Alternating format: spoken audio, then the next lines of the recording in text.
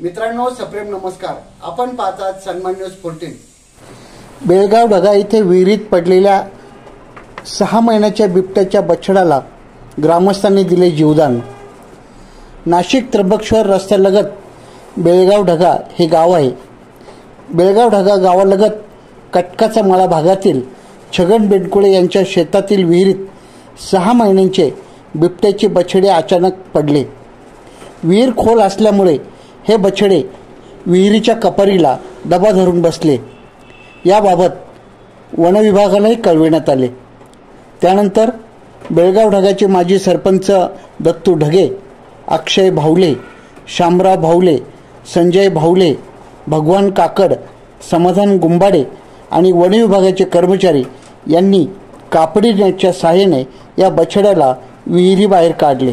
विहिरीबाहेर येताच बिबट्याच्या या लहानग्या बछड्याने शेतात धूम ठोकली। तुम्ही बर का तुमची बाजू तिथं बांधा। नाही तुम्ही सोडून द्या।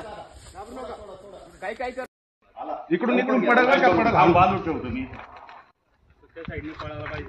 तुम्ही बर का तुमची बाजू बांधू आपण तुमच्याकडे थांबा दादा 1 मिनिट नाही तुम्ही सोडा काय करणार नाही। गेला बोले बम बम बोले इकडून पडेल का पडेल हा बांधून ठेवतो मी त्या साइडने पळायला पाहिजे। तुम्ही बर का तुमची बाजू बांधू आपण तुमच्याकडे थांबा दादा 1 मिनिट नाही तुम्ही सोडा काय करणार नाही। गेला बोले बम बम बोले।